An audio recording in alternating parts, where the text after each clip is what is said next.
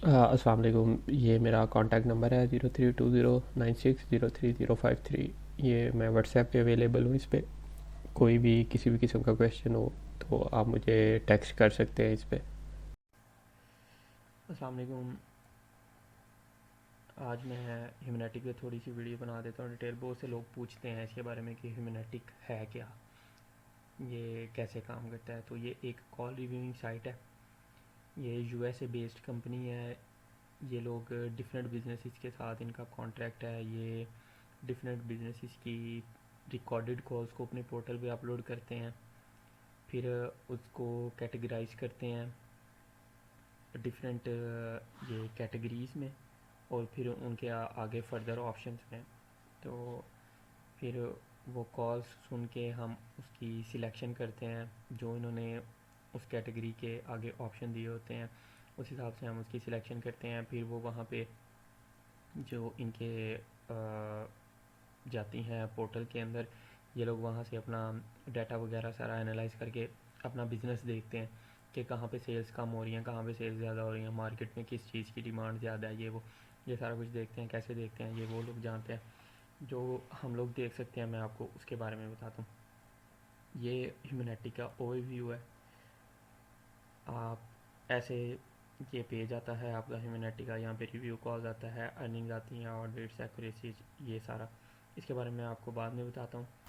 पहले जब हम अपनी आईडी पे आते हैं तो इस तरह से ना हमें पोर्टल शो होता है। ठीक है। इसकी जो मेन कैटेगरीज है ना, मैं ज़रा पहले आपको वो बता देता हूँ। इसकी जो मेन दो कैटेगरीज है ना वो ये होती हैं, इनबाउंड होती है और लाइव कन्वर्सेशन आउटबाउंड होती है। इन दो कैटेगरी से बाकी ये सारी जितनी कैटेगरीज आपको शो हो रही हैं इनमें वॉल्यूम जाता है। इनबाउंड क्या होता है? इनबाउंड में ये होता है कि कस्टमर बिजनेस को कॉल करता है कोई प्रोडक्ट या सर्विस लेने के लिए। ठीक है। जैसे फॉर एग्जांपल एक कस्टमर कॉल करता है एक डीलरशिप पे कि मुझे ये वाली गाड़ी ख़रीदनी है, आपके पास ये गाड़ी अवेलेबल है। या एक कस्टमर कॉल करता है डीलरशिप पे कि मुझे अपनी गाड़ी की ये वाली सर्विस करवानी है, क्या आप ये वाली सर्विस अभी कर देंगे, आपके पास अपॉइंटमेंट है, ये वो। ये होती है इनबाउंड। ठीक है। और आउटबाउंड में ये होता है कि जो बिज़नेस है वो कस्टमर को कॉल कर रहा होता है कि हमारे पास ये गाड़ी है, हमने देखा था कि लास्ट टाइम आपने हमें कॉल की थी, आप इस गाड़ी में इंटरेस्टेड थे, तो क्या आप ये गाड़ी बाय करना चाहेंगे या आपने बाय कर ली हुई है। या फिर वो उनको कॉल करते हैं कि आपको सर्विस की अपॉइंटमेंट चाहिए थी, तो आप ऑयल चेंज की, लेकिन तब हम फ्री नहीं थे। लेकिन अभी ऐसे हुआ कि हमारे पास एक सर्विस की अपॉइंटमेंट थी, वो उस बंदे ने कैंसिल करवा दिया, तो हमारे पास ये वाली स्लॉट अवेलेबल है, अगर आप करवाना चाहते हैं तो आप करवा सकते हैं। सही हो गया। ये मतलब एक छोटा सा मैंने बताया, एक छोटा सा पोर्शन बताया आपको। इसमें यूनिवर्सिटीज़ की कॉल भी आती हैं, हॉस्पिटल्स की कॉल्स भी आती हैं, और होम सर्विस की कॉल्स भी आती हैं। मतलब दुनिया जहान के जितने भी बिजनेस है ना, तकरीबन उससे रिलेटेड सारी कॉल्स ना आपको यहाँ पे मिलेंगी। इनबाउंड कैंपेन में भी मिलेंगी, आउटबाउंड कैंपेन में भी मिलेंगी। अपार्टमेंट ये जो होती हैं, अपार्टमेंट्स वगैरह सेल कर वो करते हैं, रेंट पे देते हैं, उसकी कॉल्स, हर किस्म की कॉल्स आती हैं। सही हो गया। ये एक छोटा सा ओवरव्यू मैं आपको बता रहा हूँ, मेन चीज़ें बता रहा हूँ कि इसमें इस तरह की कॉल्स आती हैं। अब इनबाउंड से फिर आगे जो है जो डीलरशिप की कॉल्स होती हैं वो आगे डिफरेंट कैटेगरीज़ में मतलब कि डिवाइड कर दी जाती हैं। जैसे इनबाउंड में हमें एक कॉल आती है, वो डीलरशिप से रिलेटेड है, कार से रिलेटेड है, वो आगे यहाँ पे हम सिलेक्ट कर देंगे तो वो यहाँ से इस कैटेगरी में चले जाएगी, डीलरशिप डिस्कशन में चले जाएगी। इसमें फिर हम देखते हैं कि वो कॉल सर्विस की है, सेल्स की है, या एक जनरल डिस्कशन है। अगर सेल्स की होती है फिर वो इस कैटेगरी से आगे इस कैटेगरी में चले जाती है कि इसमें हम ये देखते हैं कि जो कस्टमर है वो गाड़ी लेने के लिए डीलरशिप पे आने पे इंटरेस्टेड है या नहीं है, वो अपॉइंटमेंट अपनी सेट करना चाहता है या नहीं करना चाहता। और जो सर्विस की कॉल होती है वो इस कैटेगरी में चले जाती है। इसमें हम ये देखते हैं कि कस्टमर जो सर्विस करवाना चाह रहा है उसकी वो उसके लिए अपॉइंटमेंट बुक हो गई है या नहीं हुई, या कस्टमर की गाड़ी पहले से डीलरशिप पे ही सर्विस में खड़ी हुई है, वो एक और सर्विस ऐड करवाना चाह रहे हैं या वो पिक करने आ रहा है, इस तरह की कॉल्स। और जो हॉस्पिटल से रिलेटेड कॉल्स होती हैं वो इस तरह की कैटेगरीज, बाय कॉलिंग और what was discuss, in categories में चले जाती हैं, होम सर्विस वाली इस कैटेगरी में चले जाती हैं। मतलब मेन जो कैटेगरीज हैं वो ये हैं, और यहाँ से आगे वो फिर फर्दर डिवाइड होती हैं डिफरेंट कैटेगरीज में। इसमें हमने जिस कैटेगरी पे काम करना है उस कैटेगरी का हम ओवरव्यू पढ़ते हैं। ओवरव्यू पढ़ने के लिए हम इसको ओपन करते हैं, यहाँ से देखते हैं कि ये कैटेगरी इन्होंने किस चीज़ के लिए बनाई है। The purpose of this category is to determine the call is an opportunity to lease an apartment और नॉट। मतलब इस कैटेगरी का जो मकसद है ना वो ये है, इन्होंने ये जज करना है इसमें, ये लोग ये जज करते हैं कि ये जो कॉल है वो इसमें अपॉर्चुनिटी है अपार्टमेंट लीज़ करने की या नहीं है। ठीक है, फिर आगे वो उसकी हम सिलेक्शंस करते हैं और इनको हम लोग ना, जिससे ये लोग आगे जज करते हैं कि भाई इस कॉल में थी नहीं थी, उन्होंने कैसे अंदर से डाटा निकालना होता है ये उन लोगों को पता है। सही है, हमने इसकी इंस्ट्रक्शंस के हिसाब से ना वो सिलेक्शन कर देनी होती है। For example select this option if the call was a specific unit discussed, if there was a specific unit discussed. For example caller, hi I saw your ad on Kijiji for a 2 bedroom apartment, तो and I was wondering if I could come see it. ठीक है, अगर call में इस तरह की बात हो रही है तो इसका मतलब है कि ये एक लीज़ की अपॉर्चुनिटी हो सकती है। यहाँ पे हो सकता है वो रेंट कर ले, हो सकता है वो लीज़ कर ले, लेकिन यहाँ पे एक लीज़ की अपॉर्चुनिटी बन रही है अगर वो एक ये अपार्टमेंट देखने के लिए मतलब इंटरेस्टेड है। ठीक हो गया, इस तरह का सीन है। हमने जब इतनी सी बात सुनी है हमने ये सिलेक्शन कर देनी है। आगे कॉल में क्या बात हुई होगी, वो करना चाह रहा होगा नहीं करना चाह रहा होगा, वो फिर आगे से उन्होंने डाटा जैसे निकालना है निकाल लेंगे। ठीक हो गया, ये एक छोटा सा ओवरव्यू है इसका। ये होता है जी ह्यूमैनेटिक में। अब इसके पे आउट पे आ जाते हैं। पे आउट का इनका सीन ये है कि हर कैटेगरी का डिफरेंट पे आउट होता है। ये लाइव कन्वर्सेशन आउटबाउंड है। जब आपके पास आईडी होती है ना जिसमें सिर्फ 2 कैटेगरीज होती हैं, इनबाउंड और लाइव कन्वर्सेशन आउटबाउंड, जब मैंने ये आईडी नहीं ली थी तब मेरे पास सिर्फ ये 2 कैटेगरीज थी, तब इसका पे आउट होता है 0.5 सेंट्स। लेकिन जैसे जैसे आपकी कैटेगरीज और आपको मिलती जाती हैं इसका पे आउट फिर कम हो जाता है, 0.3 सेंट पे आ जाता है। और कैटेगरीज आपको कैसे मिलती हैं, आप इन कैटेगरीज पे जब अच्छे तरीके से काम करते हैं, एक स्पेसिफिक क्वांटिटी प्रोवाइड करते हैं उनको जो उन्होंने रखी हुई है, उनका हिसाब है। और क्वालिटी, क्वालिटी आपकी 95% से अबव होनी चाहिए। सही है, जब आप इनको क्वालिटी और क्वांटिटी दोनों प्रोवाइड करते हैं फिर ये आपको फर्दर कैटेगरीज देते हैं। जब मैंने ये आईडी ली थी मेरे पास ये 2 कैटेगरीज थी, अभी मेरे पास 24 से 25 कैटेगरीज हैं। सही हो गया, इनमें कैटेगरीज रिमूव भी हो जाती हैं अगर आप गलत काम करें, मतलब कि गलत सिलेक्शंस करते हैं, वो रिमूव भी हो जाती हैं लेकिन फिर दोबारा मिल भी जाती हैं। उस पर भी मेरी एक डिटेल्ड वीडियो है, वो भी अगर किसी ने देखनी हो तो वो चेक कर सकता है, how to get back removed और लॉस्ट कैटेगरी। सही हो गया, अब पे आउट की बात आ गई है जी। लाइव कन्वर्सेशन आउटबाउंड का 0.3 सेंट है, ये करंट स्टूडेंट का 1 सेंट है, इनबाउंड का 1.3 सेंट है, ये वाट वाज इसका 1.7 सेंट है। और ये यहाँ से जाते जाते 2 तक आते हैं, फिर 2.3, 2.5, 2.6, 2.8, 3.3, 3.5 और 3.9, 4, 7 एंड 11 सेंट्स तक आ जाता है काम। आपको पता है 100 सेंट का $1 बनता है, और $1 अभी पाकिस्तान में कम से कम 275 है। ये मैं कम से कम बता रहा हूँ, वैसे 280 तक जा रहा है, ऊपर नीचे होता रहता है, लेकिन हम कम से कम कर लेते हैं। 275 का $1 है। इसका मतलब ये है कि अगर आप ये वाली जो कैटेगरी है इसकी 11 नो कॉल्स कर लेते हैं तो तकरीबन आपका $1 बन जाता है, और आप 275 रुपये कमा लेते हैं बैठे बैठे। और अगर इसी कर लेते हैं तो इसमें आपको चाहिए मेरे ख्याल से कोई, इस कैटेगरी की आपको कोई 14 कॉल्स चाहिए $1 करने के लिए। ठीक है, और ऐसे ही नीचे आप मल्टीप्लाई करते जाएँ इनको और देखते जाएँ। लेकिन जितना ज़्यादा पे आउट है जिस कैटेगरी का, वो कैटेगरी की जो डिफ़िकल्टी लेवल है वो उतना ही बढ़ता जाता है। सही, इसमें काम करने का बेहतरीन तरीका ये होता है कि आप एक इजी कैटेगरी पकड़ें जिसका पे आउट कम है और वो इजी है, तो आप उसमें ज़्यादा अर्निंग कर सकते हैं। फॉर एग्ज़ाम्पल ये रीज़न फॉर आउटबाउंड है, इसमें मेरी जो स्पीड है वो पर और मेरी इसकी स्पीड है मैं इसमें 80 से 90 कॉल्स निकाल लेता हूँ पर आवर में। सही हो गया। 80 से 90 कॉल्स अगर मैं निकाल लेता हूँ इसमें, तो ये चले जाती है 1.7 को मल्टीप्लाई कर देते हैं 90 से, तो ये मतलब कि मेरे $1.5 हो जाते हैं 1 घंटे के अंदर ना। सही है। तो अब जो ये कैटेगरी है कॉल रिकैप शॉट, इसकी मैं 1 घंटे के अंदर मैक्सिमम अगर कर सकता हूँ ना, तो 5 कॉल्स कर सकता हूँ, या मैक्सिमम 7 कॉल्स कर लूँगा। इससे ज़्यादा मैं नहीं कर सकता इसकी कॉल्स, या 10 भी कर लूँगा। चलें जी, हम 10 लगा लेते हैं। बड़ी छलांग मारी मैंने 10 कॉल्स कर ली इसकी। तो अब इसका पे आउट 11 सेंट है और इसका पे आउट 1.7 सेंट है। लेकिन मुझे फ़ायदा क्या हो रहा है, मुझे 1.7 सेंट वाली कैटेगरी से कैटेगरी करने का ज़्यादा फ़ायदा हो रहा है, क्योंकि मेरी जो पर आर एवरेज है वो ज़्यादा निकल रही है। ये सीन होता है इसमें काम करने का। तो लोग इस चीज़ से भी धोखा खा जाते हैं कि यार वो ज़्यादा सेंट वाली, ज़्यादा पे आउट वाली कैटेगरी आईडी हम ले लें और उस पर काम कर लें तो हमारे ज़्यादा पैसे हो जाएंगे। ऐसे नहीं होता।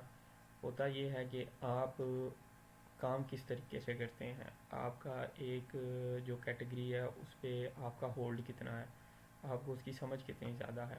सही है। क्योंकि इसमें तो एक टाइम आता है बंदे की इतनी अच्छी मतलब अंडरस्टैंडिंग हो जाती है कि 2 से 3 लाख सुन के आपको पता चल जाता है कि आपने कौन सी सिलेक्शन करनी है।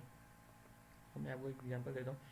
मेरा एक दोस्त है, वो सिर्फ इनबाउंड पे काम करता है, सिर्फ इनबाउंड पे। तो उसकी जो मंथली अर्निंग है वो माशाल्लाह 50 से 70 हज़ार एवरेज, 50 से 70 हज़ार पाकिस्तानी, जब से डॉलर ये 250 क्रॉस किया। वरना उसकी 40 से 50 हज़ार एवरेज हुआ करती थी जब डॉलर कोई 230-35 पे था। लेकिन बात वही है कि अब इसका 1.3 सेंट है, लेकिन उसकी स्पीड इतनी, उसकी अंडरस्टैंडिंग इतनी अच्छी है कि वो माशाल्लाह इतनी ज़्यादा अर्निंग कर रहा है। और एक मेरा दोस्त है, उसको 4 से 5 कैटेगरीज आती हैं।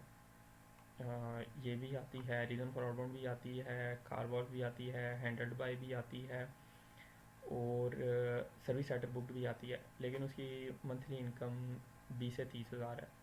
फ़र्क दोनों में इतना है कि वो टिक के 5-7 घंटे काम करता है, जो 60-70 हज़ार कमा रहा है, और वो जो दूसरा है वो 2 से 3 घंटे काम कर लिया, काम करते हुए मोबाइल देख लिया, ये कर लिया, वो कर लिया।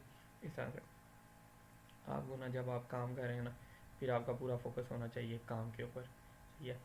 तो एक और चीज़, ये इसकी टाइमिंग का सीन।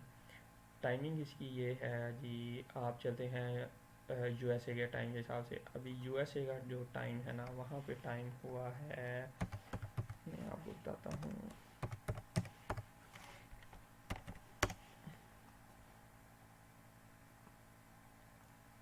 यूएसए में टाइम हुआ है 1:01 दोपहर के।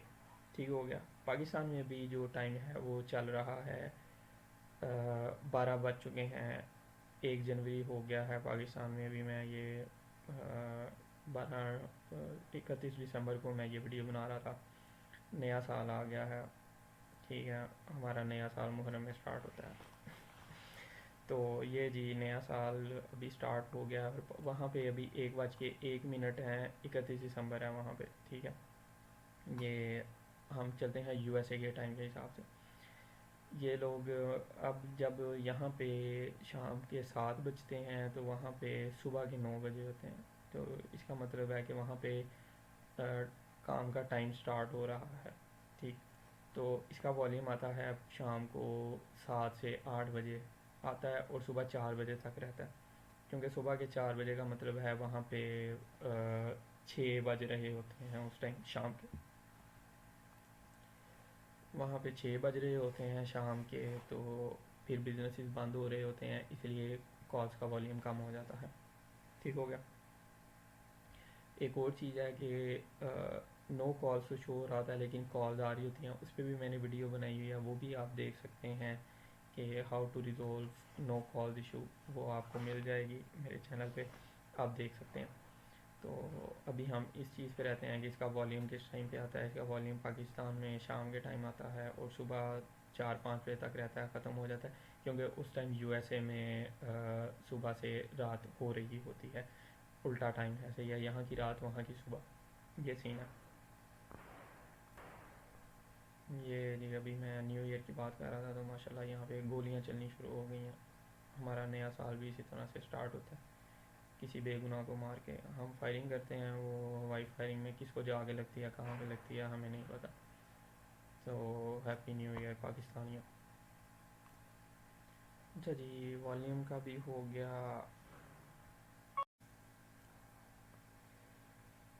फिर जी मैं आपको इसका ज़रा ये बता देता हूँ। सबसे इम्पोर्टेंट चीज़ इसकी, ये जो अर्निंग्स होती हैं, ये जी अभी तक की मेरी टोटल अर्निंग्स हैं जो मैं अभी तक की साइड पे निकाल चुका हूँ, $1920। ठीक है, ये 11.31 मेरी अवेलेबल अर्निंग हैं जो मैं अभी पे आउट करूँगा तो मैं निकाल सकूँगा। ये अनवेरीफाइड यहाँ पे शो हो रही होती हैं। यस्टरडे अगर मैंने कल काम किया होता तो यहाँ पे मेरी ये शो हो रही होती। आप जो कल काम करते हैं वो आज चेक होता है, वेरीफाई होता है, फिर वो आपकी अवेलेबल अर्निंग्स में चले जाती हैं अगर आपकी कोई कॉल गलत नहीं होती, अगर आपका कोई ऑडिट नहीं आता। सही है, यहाँ पे अनवेरीफाइड टुडे होती हैं। अगर मैं आज काम कर रहा होता तो ये मेरी यहाँ पे शो हो रही होती। सही है, फिर वो कल यहाँ पे शो हो रही होती कि ये अभी तक वेरीफाइड नहीं हुई, और फिर जो आने वाला कल है मतलब टुमारो में ये यहाँ पे शो हो जाती, यहाँ पे ऐड हो जाती। सही हो गया। और ये इसका ऑडिट वाला पेज होता है। ऑडिट वाले पेज पे आपकी ये जो ऐसे माइनस में अर्निंग शो हो रही होती है, इसका मतलब है आपने ये वाली सिलेक्शन गलत की है। अब मेरी ये एक शो हो रही है, मैंने ये कॉल गलत की थी और इसमें गलती भी मेरी ही थी। अगर मेरी कॉल ठीक होती तो मैं यहाँ पे ऐड अ कमेंट में करके क्लिक करके यहाँ पे कमेंट लिखता कि भाई मेरी क्यों ये कॉल ठीक है, मेरी गलती नहीं है, तो मेरी वो अर्निंग्स रिस्टोर हो जाती, मेरा यहाँ से रिमूव हो जाता ऑडिट। यहाँ पे ये ऐसे ही ब्लैक में शो हो रही होती और मेरी वहाँ पे अर्निंग्स ऐड हो जाती। ठीक हो गया। ये सीन होता है। और डिस्प्यूट ऑडिट पे डिस्प्यूट करने वाली भी वीडियो मैंने बनाई हुई है, वो भी मेरे चैनल पे अवेलेबल है अगर आपने देखनी है। समटाइम्स आपकी सिलेक्शन ठीक भी होती है लेकिन आपको इसका ऑडिट आ जाता है, फिर आप उस पर डिस्प्यूट करते हो कि भाई इस वजह से मेरी सिलेक्शन ठीक है, और वो मीडिएटर्स चेक करते हैं जो सुपर ह्यूमन होते हैं। अगर वो आपकी बात से अग्री करते हैं तो वो आपकी कॉल ठीक कर देते हैं, अगर वो नहीं करते तो वो आपको रीज़न बताते हैं कि भाई इस रीज़न की वजह से आपकी सिलेक्शन गलत। उसके बाद अगर आपको फिर भी लगता है कि आपकी सिलेक्शन ठीक है, आप उनको बताते हैं। अगर वो नहीं मान रहे तो फिर इसमें एक सेकेंडरी फॉर्म होता है, वो हम फिल करते हैं जिससे कॉल डायरेक्ट ह्यूमैनिटी के एडमिन्स के पास जाती है। एडमिन देखते हैं, अगर तो आपकी सिलेक्शन ठीक होती है वो आपकी ठीक कर देते हैं। अगर मीडिएटर ठीक कह रहा होता है जो सुपर ह्यूमन है तो वो आपकी सिलेक्शन को गलती रहने देते हैं और आपकी कटिंग हो जाती है। इसमें फुल मतलब चेकिंग वगैरह है। कुछ लूप होल्स हैं, कुछ गलतियाँ हो जाती हैं, एडमिन भी कभी अपनी बात जो पहले बताई होती है उससे फिर जाते हैं, लेकिन वो एक अलहदा टॉपिक है, अलहदा बात है। अच्छा जी, अर्निंग्स वाला भी हो गया। ऑडिट वाला, यहाँ पे आपकी एक्यूरेसी शो हो रही होती हैं, मतलब आप जिस जिस कैटेगरी पे काम कर रहे होते हैं। अभी मैं इन कैटेगरीज पे आजकल काम कर रहा हूँ। रीज़न फॉर आउटबाउंड पे मेरी 100 है, कार वॉश पे 100 है, हैंडल बाय पे मेरी 100 है। बाकी ये जितनी कैटेगरीज हैं इन पे मैं काम नहीं कर रहा क्योंकि आजकल मैं ज़्यादा काम नहीं कर रहा, बिजी हूँ। ठीक हो गया। और आपकी ये जो एक्यूरेसी है ये आपने कोशिश करनी है कि आपकी एक्यूरेसी ना 80% से तो कम से कम अबव रहे ना। यहाँ पे इन्होंने लिखा होता है कि reflection of your review system calculate accuracy by sampling a fraction of your reviews from the past 14 days this are selected at random and audited for accuracy. अच्छा, यहाँ पे कभी इन्होंने लिखा होता है कि शुड बी 95% प्लस होनी चाहिए आपकी एक्यूरेसी, लेकिन इतना वो देते हैं चांस कि आपकी 90% वो 80% प्लस होनी चाहिए। इसमें ये सीन है कि आप चाहे दिन की 5,000 सिलेक्शंस कर रहे हैं या सिर्फ 100 सिलेक्शंस कर रहे हैं, अगर उन 5,000 में से भी आपकी 5 गलत हैं और 100 में से भी आपकी 5 गलत हैं तो उसका जो वो डैमेज होगा ना वो इक्वल होगा। आपने कोशिश करनी है कि काम करें तो ठीक करें। आपकी अगर ज़्यादा गलतियां होंगी तो इससे आपकी एक्यूरेसी कम होगी, इससे ये फ़र्क नहीं पड़ता कि एक बंदे ने 5,000 की हैं और 5 गलत की हैं, और एक बंदे ने 100 की हैं और 5 गलत की हैं। दोनों की एक्यूरेसी वैसे ही नीचे आएगी। जैसे वो 5,000 वाले की आएगी वैसे ही 100 वाले की, और जैसे 100 वाले की वैसे ही 5,000 वाले की। तो आपने कोशिश करनी है कि आप काम ठीक करें, आपने गलतियाँ नहीं करनी। जब आपका एक ऑडिट आ जाएगा, आपकी एक्यूरेसी कुछ कम होगी, फिर आप साथ साथ काम करते जाएंगे उस पर, एक्यूरेसी फिर दोबारा से आपकी बिल्डअप होना स्टार्ट हो जाएगी। जैसे मेरी अभी इस कैटेगरी पे एक ऑडिट है मेरा, लेकिन मेरी एक्यूरेसी 100% ही शो हो रही है, क्योंकि मेरा उस ऑडिट आने के बाद मैंने दोबारा वो काम किया और वो मैंने ठीक की, जो उसके बाद मैं 400-500 कॉल अभी तक सबमिट किए हैं। फिर आ जाता है जी ये लीडर बोर्ड वाला पोर्शन आ जाता है। यहाँ पे शो हो रहा था कि कौन अभी लीडर बोर्ड में ऊपर जा रहा है। ये टॉप 100 को दिखाते हैं। तो 1.24 पे है जिसकी अभी 100th पोजीशन है, और जो फर्स्ट पे है वो 19.23 वाला है।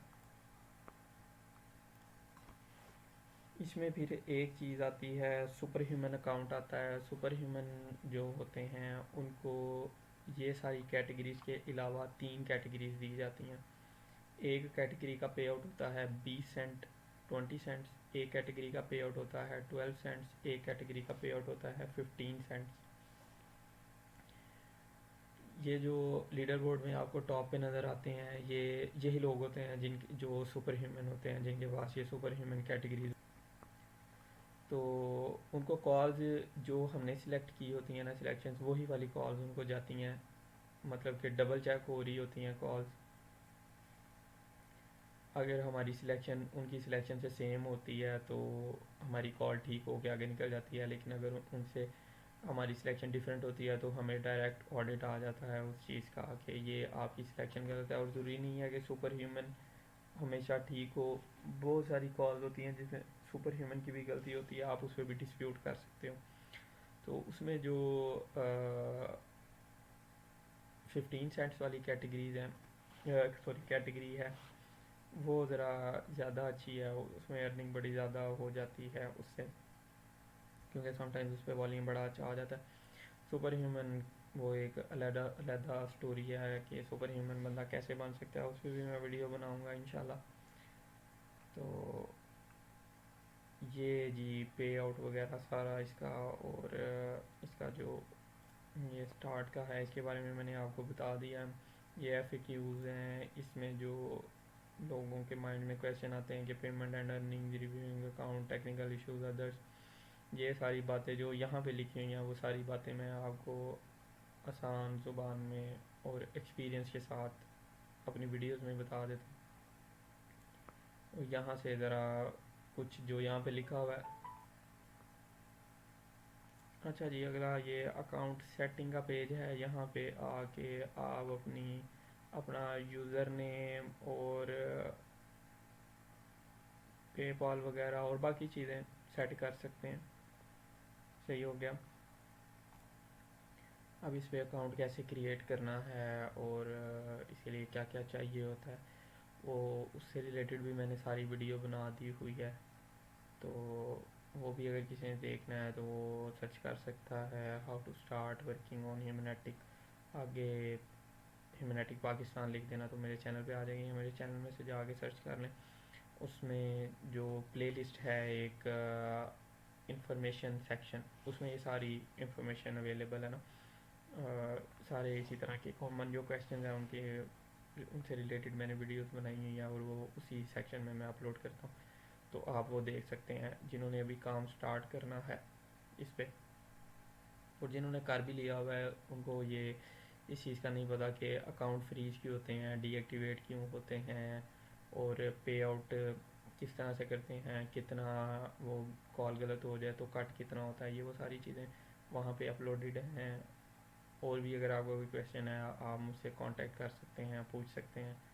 तो मेरे से जितना होगा इंशाल्लाह मैं आपको बताऊंगा। तो नया साल शुरू हो रहा है तो मेरी दुआ है कि अल्लाह आप सबको इस साल में बहुत ज़्यादा खुशियाँ दे, बहुत सारा पैसा दे, क्योंकि पैसे से ही खुशियाँ खरीदी जाती हैं, वैसे मिल नहीं रही, बड़ा मुश्किल है, देखा है मैंने भी। तो जो सुकून है वो पैसे से नहीं मिलता, खुशियाँ मिल जाती हैं। तो सुकून के लिए कुछ और चीज़ें हैं, वो हमारे दीन ने हमें बताई हैं, उस पर अमल करेंगे तो हमें मिलेंगी। ओके जी, अल्लाह हाफिज़।